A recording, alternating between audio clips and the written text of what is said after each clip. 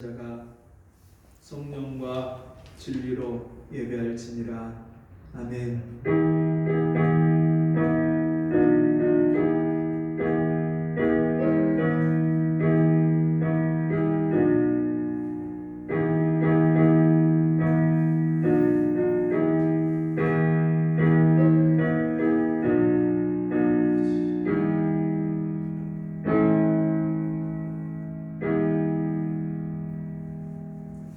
너희는 이전 일을 기억하지 말며 옛적 일을 생각하지 말라. 보라, 내가 새 일을 행하리니 이제 나타낼 것이라. 너희가 그것을 알지 못하겠느냐? 정령이 내가 광야의 길과 사막의 강을 내리니 장차 들짐승 곧 시람과 및 타조도 나를 존경할 것은 내가 광야의 물들을 사막의 강들을 내어 내 백성 나의 택한 자로 마시게 할 것이라. 이 백성은 내가 나를 위하여 지었나니 나의 찬송을 부르게 하려 함이니라. 아멘. 하나님 아버지,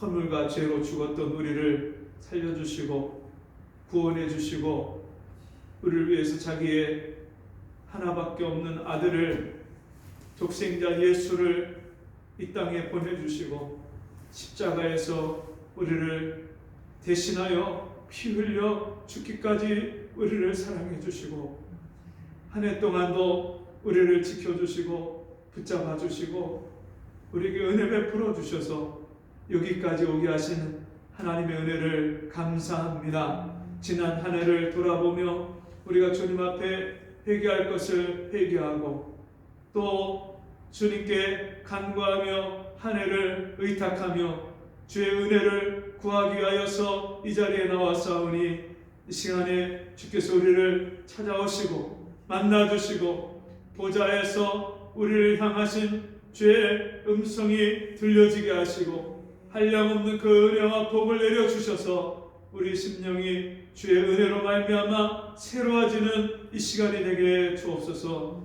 예수님 이름으로 간절히 기도하옵나이다. 아멘.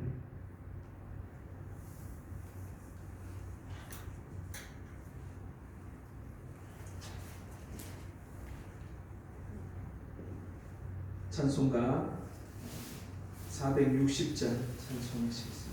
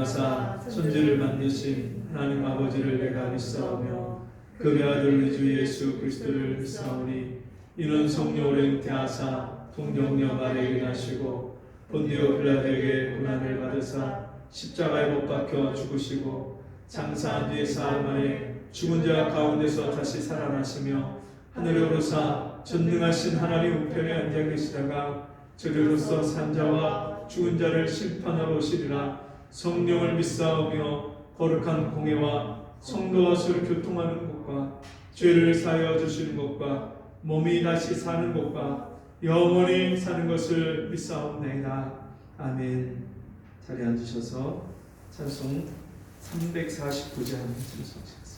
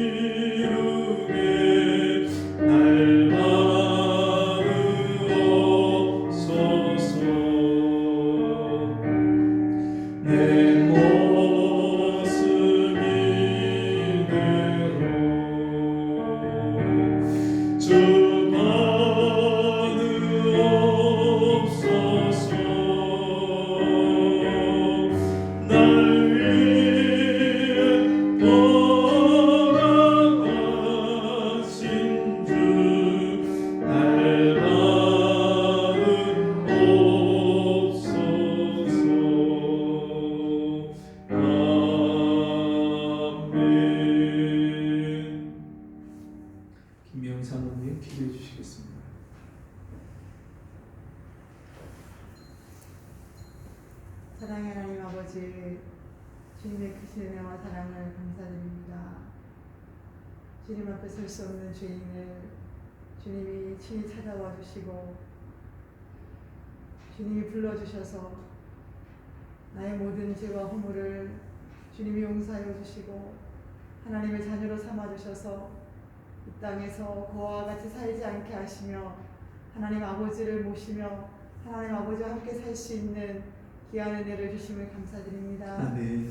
하나님 아버지, 또한 오늘은 2020년 한 해를 우리에게 허락하셔서 지난 1년 동안 우리와 함께 해주시고 우리에게 은혜 베풀어 주시고 우리가 연약하고 넘어질 때마다 우리를 붙잡아 주시고 일으켜 주시고 위로해 주시고 힘 주셔서 지난 한 해 동안에도 주의 은혜 가운데 살게 하심을 너무나도 감사드립니다. 아멘. 하나님, 저희가 주님을 더욱더 사랑하고 정말 주의 말씀을 순종하며 믿음을 지키며 살았는가 돌아올 때 우리의 믿음이 너무나도 연약하였고 우리가 주님께 순종하는 모습이 너무나도 연약하였음을 주님 고백합니다. 주님, 저희들 불쌍히 여겨주시고 주님, 이제 새로 맞이한 2021년 새해를 주님 우리가 오늘 앞두고 주님 앞에서 우리가 어떠한 삶을 살아야 할지 오늘 저희 한 사람 한 사람에게 주의 말씀으로 찾아와 주시길 원합니다. 그렇지.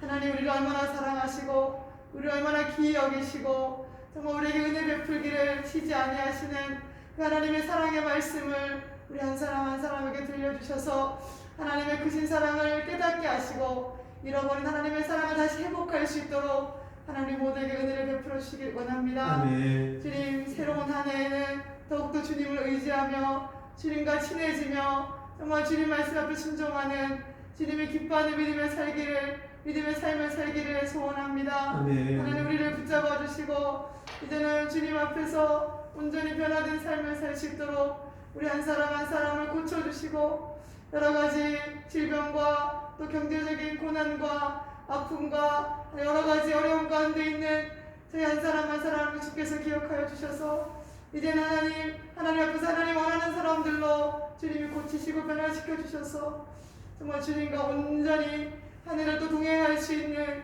은혜를 저희에게 허락하여 주옵소서. 아멘. 어떠한 말씀으로 우리에게 주실 때에 그 말씀이 우리의 심령을 일으키며 우리의 심령을 새롭게 하시며 그리고 병들고 고장나고 더러워진 우리의 영혼들이 주의 말씀 앞에 씻겨져 나가는 놀라운 은혜를 주님이 시간 허락하여 주옵소서. 아멘. 예배 가운데 함께 하시며 우리를 찾아오실 예수님의 이름으로 감사하며 기도드렸습니다. 아멘. 성경 말씀 에스겔서 37장 말씀 보겠습니다.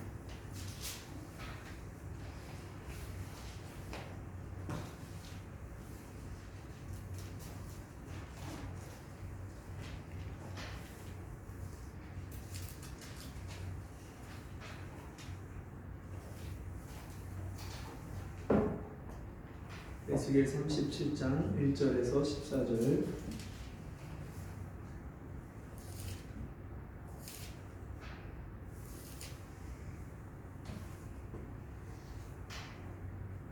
한 절씩 서로 교독하겠습니다. 에스겔서 37장 1절에서 14절까지입니다. 여호와께서 권능으로 내게 임하시고 그 신으로 나를 데리고 가서 골짜기 가운데 두셨는데 거기 뼈가 가득하더라. 나를 그 뼈 사방으로 지나게 하시기로 본즉 그 골짜기 지면에 뼈가 심이 많고 아주 말랐더라. 그가 내게 이르시되 인자야 이 뼈들이 능히 살겠느냐 하시기로 내가 대답하되 주 여호와여 주께서 아시나이다. 또 내게 이르시되 너는 이 모든 뼈에게 대언하여 이르기를 너희 마른 뼈들아 여호와의 말씀을 들을지어다. 주 여호와께서 이 뼈들에게 말씀하시기를 내가 생기로 너희에게 들어가게 하리니 너희가 살리라. 너희 위에 힘줄을 두고 살을 입히고 가죽으로 덮고 너희 속에 생기를 두리니 너희가 살리라. 또 나를 여호와인 줄 알리라 하셨다 하라. 이에 내가 명을 쫓아 대언하니 대언할 때에 소리가 나고 움직이더니 이 뼈 저 뼈가 들어맞아서 뼈들이 서로 연락하더라. 내가 또 보니 그 뼈에 힘줄이 생기고 살이 오르며 그 위에 가죽이 덮이나 그 속에 생기는 없더라. 또 내게 이르시되 인자야 너는 생기를 향하여 대언하라. 생기에게 대언하여 이르기를 주 여호와의 말씀에 생기야 사방에서부터 와서 이 사망을 당한 자에게 불어서 살게 하라 하셨다 하라.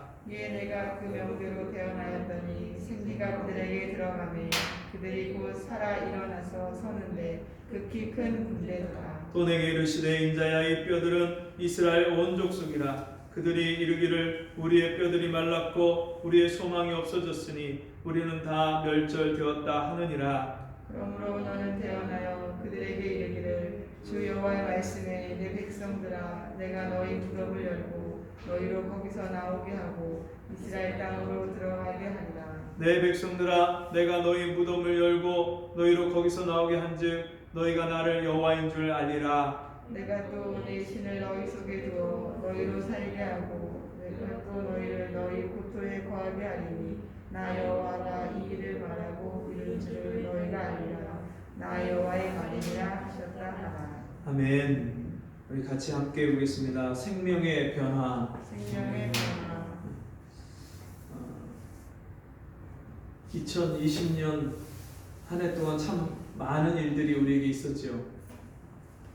정말 생전 겪어보지 못했던 그런 이 코로나 바이러스로 인하여서 온 나라가 정말 많은 사람들이 어려움을 겪고요.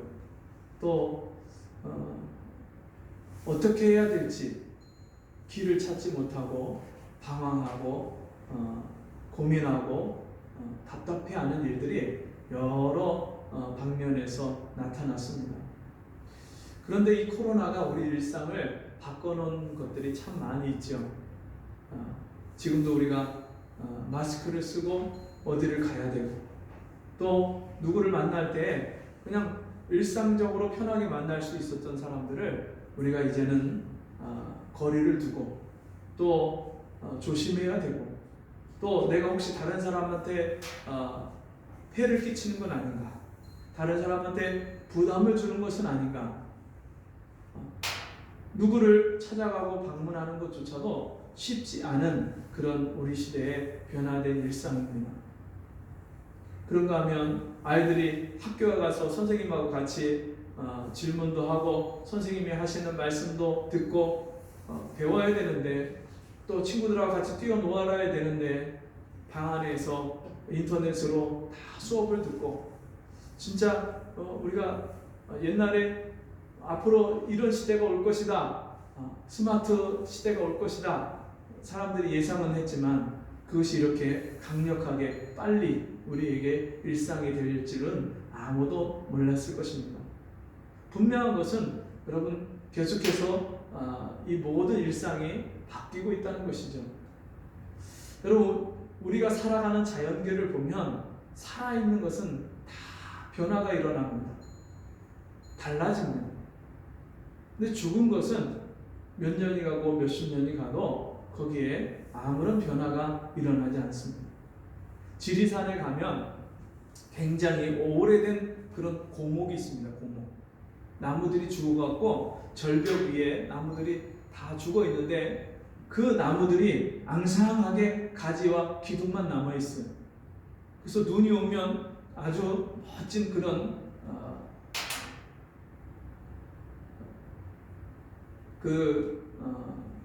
너무나도 신기한 그런 모습들이 나타나고요. 또 그 산에서 구름이 안개가 밑에 폭포수처럼 막 쏟아지는 그런 장면도 연출하고요. 정말 신기한 그런 장면들이 많이 있는데 중요한 것은 그 나무들 중에서요 살아있는 나무가 있고 죽은 나무가 있어요. 살아있는 나무는요 철 따라서 색깔도 바뀌고 잎이 났다가 또 무성해졌다가 꽃도 피고 열매도 맺혔다가 또 앙상하게 또 겨울이 되면 다 나뭇잎이 떨어졌다가 또 죽은 것 같은데 그 다음 해가 되면 거기서 또 싹이 나는, 죽은 나무는요 똑같이 겨울에 마른 가지로 있지만 봄이 돼도 거기서 전혀 싹이 나오지 않는, 변화가 일어나지 않는. 오늘 우리가 읽은 이 에스겔서 37장은 흔히 말하기를 에스겔 골짜기 그렇게 말하는데, 에스겔이 하나님의 권능으로 성령이 그를 이끌고 가서 보여주는, 환상 가운데 하나님 보여주는 장면을 보는데, 골짜기에 마른 뼈가 가득한 거예요. 그런 뼈가 가득한 그 골짜기에 가득한 뼈가 있는 곳에 이 에스겔이 성령의 권능에 이끌려서 거기를 갔는데 얼마나 기괴하고 소름 돋고 오싹하겠어요. 뼈만 가득한 거예요. 사람 냄새가 나지 않고 사람이 사는 온기가 전혀 없는 마른 뼈, 죽은 지 얼마나 됐는지 오래된 그 백골, 완전히 뼈만 앙상하게 남아있는, 무수히 쌓여있는 그 뼈들을 바라보면서 여러분, 어느 누가 여기서 생명의 움직임이 있을 것이다 기대할 수 있겠어요? 그 뼈들은 1년이 가도 10년이 가도 100년이 가도 전혀 달라질 것이 없는 거예요. 사람이요, 한 집에 아이가 태어나서 그 아이가 응애 소리를 내면서 자라고 엄마 아빠를 보고 방긋방긋 웃으면요, 그게 얼마나 가정의 기쁨이 되고, 부모에게 정말 하루의 피로가, 그 아이가 방긋방긋 웃는 재롱피는 모습만 봐도 부모에게 하루를 살아갈 수 있는, 또 그 다음날을 살아갈 수 있는 그런 원동력이 되고 이유가 돼요. 근데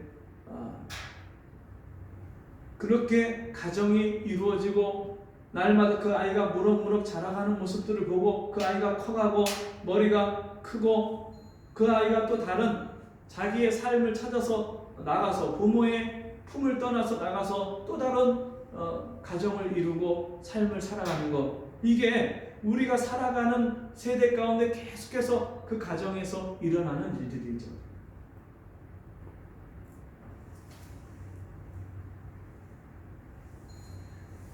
살아있기 때문에 부부가 만나서 결혼을 하고 자식을 낳고 사랑을 하고 이런 일들이 가능한 거죠. 죽은 사람한테는 이런 일들이 일어날 수 없는 거예요. 여러분, 새도, 짐승들도 새끼를 낳고 알을 낳고 기르다가 그 펭귄을, 황제 펭귄이라는 그 펭귄을 본 적이 있는데, 이 펭귄이요, 영하 40도씩 되는 그 추운 겨울에 그 추운 데서, 지방에서 알을 낳아요. 알을 낳아서 펭귄 발 위에다가 그 펭귄 알을 품어요. 그리고 배로다가 그걸 덮어갖고 그 알이 얼어 터지지 않도록 품고 있는 거예요.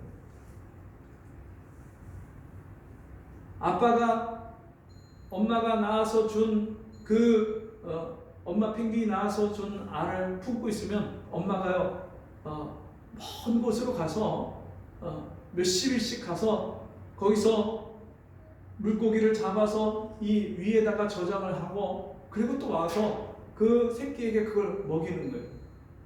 그리고 그 알을 받아갖고 이제는 엄마 발 위에다가 또 그 알을 품고요. 그리고 아빠는 이제 몇십일 동안 자기가 그 새끼가 부화돼서 자라기까지 그것을 돌보다가 그 새끼를 엄마한테 맡기고 이제는 또 먼 바다로 또 가는. 근데 펭귄이 점점점 커지다 보면요, 이제 더 이상 그 엄마 아빠의 품 속에 품을 수 없는 그렇게 크기가 커지는 거예요. 그러면 그때부터는 이 아이가 엄마 옆에, 아빠 옆에 있다가 그 아이가 더 커지면 이제 아예 독립을 해서 엄마 아빠를 떠나서 자기 짝을 또 찾아서 짝짓기를 하고 또 다른 삶을 살아요. 살아있는 생명체는 반드시 변화가 일어나게 돼 있어요. 가정을 꾸리기도 하고, 짝을 찾기도 하고, 새끼를 낳기도 하고, 점점점 자라고 변하고 달라지는 것들이 있어요. 생명의 결과가 나타나게 돼 있어요. 그런데 이 에스겔이 보았던 골짜기 안에 마른 뼈들에게는요, 그런 기대를 전혀 할 수가 없는 거예요. 1년이 지나도 10년이 지나도 그 뼈들이 어떻게 변화가 일어날 것이다, 달라질 것이다 기대할 수가 없는 거예요. 이 본문의 말씀의 앞부분에 에스겔서 37장, 36장에는 주님이 내가 새 영을 너희 속에 두고 새 마음을 너희에게 부어 주리니 말씀하면서 성령이 임해서 우리에게 일어나는 변화와 구원에 대해서 미리 예언하고 말씀하셔요. 그리고 나서 이 37장의 말씀이 나와요. 여러분, 이 말씀은요,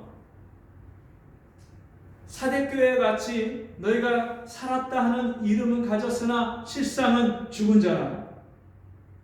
이 세상에 육체의 생명만 가지고 태어나서 살아가는 사람들을 향해서 하나님이 보실 때는 그들은 영적으로 죽은 자라고 말씀하십니다. 영적으로 죽은 사람들은요, 하나님을 찬양하고 하나님을 찾을 수가 없어요. 하나님을 만날 수도 없어요.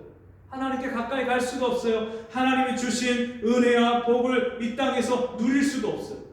하나님의 영광, 하늘의 영광을 이 땅에서 맛보고 그 영광을 기뻐하고 그 영광 가운데 사는 것조차 기대할 수가 없어요. 영적으로 죽었기 때문에. 여러분, 지난 1년 동안 살면서 여러분의 영혼에 어떤 변화가 있었습니까?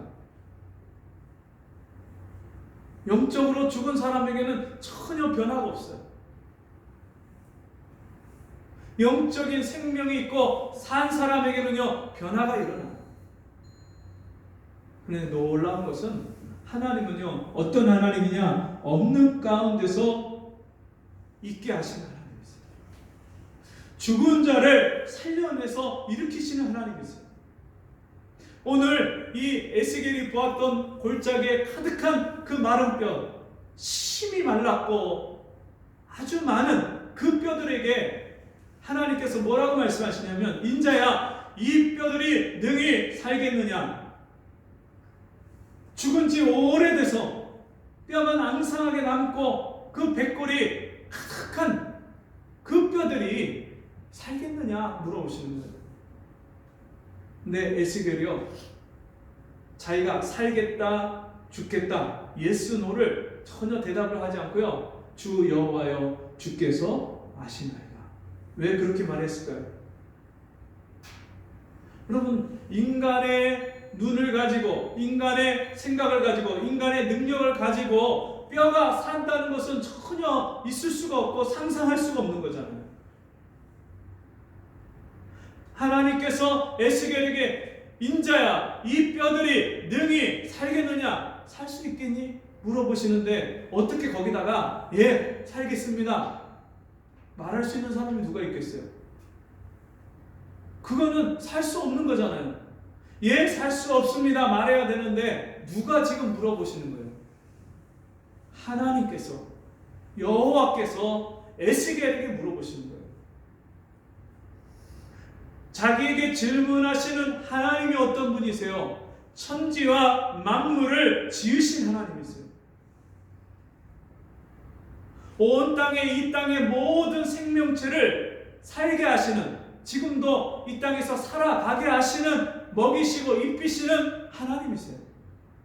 그 하나님이 질문을 하시니까 내 인간의 경험과 인간의 능력과 인간의 생각을 가지고는 절대 살 수 없는데, 하나님이 물어보시니까 이 뼈들을 살리실 수 있는 분은 오직 하나님이신데 살리실지 안 살리실지는 하나님만 아시니까 주 여호와여 주께서 아시나이다. 근데 하나님께서 뭐라고 말씀하시냐면, 이 뼈들을 향하여 말씀을 대언하고 이 뼈들을 향하여 생기를 대언하면 내가 이 뼈들로 인하여 살게 하리라. 생기가 들어가서 이 뼈들을 살려내리라 말씀을 하시는 거예요. 그리고서는 이 에스겔에게 뭐라고 말씀하십니까? 인자야, 이 뼈들을 향하여 말씀을 대언하라.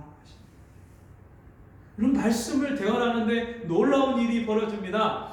그 수많은 뼈가 가득한 그 뼈 중에서 이 뼈 저 뼈가 와서 들어붙어요. 이거는 뭐 해리포터 시리즈도 아니고 공상과학 만화도 아닌데 이 뼈 저 뼈가 와서 들어붙는데 여러분 이게 만약에 머리가 두 개가 와서 붙으면 안 되잖아요. 여러분 상상해 가세요? 정확하게 어느 뼈에 머리, 목, 어깨, 팔, 다리 모든 뼈들이요 그 원래 맞춰져야 되는 그 본래 뼈들이 각각 자기 부위에 와서 각각 다 들어맞는 거예요. 이 사람 거 저 사람 거 섞여서 와서 들어붙는 게 아니라 자기 뼈가 와서 붙어야 될 자리에 딱딱 와서 맞춰서 붙는 거예요. 그럼 이런 기적이 어떻게 가능하겠어요? 하나님이 어떤 분이세요? 아담을 흙으로 빚으신 분. 그리고 하와는 어떻게 만드셨어요? 그 아담을 잠들게 하시고 그 뼈를 갈비뼈를 취해서 하와를 만드셨어요. 그 하나님이 뼈들을 다 제자리에 와서 들러붙게 하고 맞춰줘서 제대로 사람 모양을 가진 해골이 갖춰지는 거예요. 그리고 나서 거기서 끝나는 게 아니고 그 위에 힘줄이 덮이고 살이 덮이고 그 위에 가죽이 덮이는 거예요. 무엇을 대언할 때요? 말씀을 대언할 때 이제 사람 같은 모습이 갖춰졌어요. 여러분 이 말씀을요 우리가 깊이 생각해 보면 하나님의 말씀을 듣지 못한 사람, 하나님 말씀을 마른 뼈들을 향하여서 주 여호와의 말씀을 들으라. 이 뼈들에게 말씀하시기를 뼈들에게 말씀을 하셨어요. 근데 그 뼈들이요 그 말씀을 들을 때에 사람의 모양을 갖추는 거예요. 여러분 우리가 하나님 말씀을 날마다 듣고 또 듣고 또 들으면 우리가 사람 모양을 갖추는 거예요. 하나님 말씀을 듣지 못하는 사람은요 아직 사람의 모양을 갖춘 게 아니에요. 밥 먹고 숨 쉬고 일하고 가정생활을 하고 산다고 돈 벌고 산다고 사람이요 사람다운 모습이 아닌 거예요. 하나님이 지으신 하나님의 형상을 닮은 그런 존재가 아직 아닌 거예요. 그러니까 사람이요 하나님 말씀을 모르면 사람처럼 살지 못하고 짐승처럼 살고요 짐승만도 못한 삶을 살아요.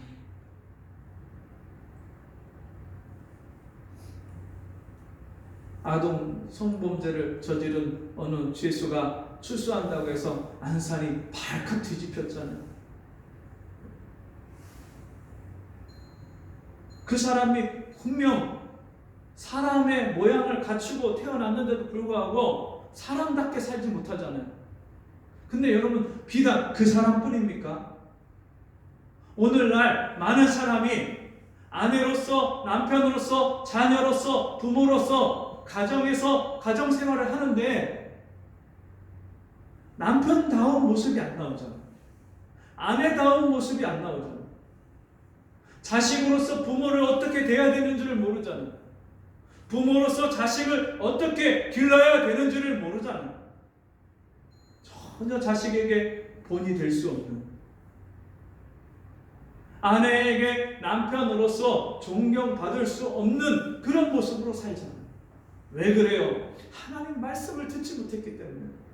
하나님 말씀을 얼마큼 들어야 되냐면 내가 사람다운 모습, 하나님이 처음 지으신 그 창조물의 형상을 다시 회복하기까지 하나님 말씀을 들어야 되는데 그 말씀이 들려지지 않는 거예요.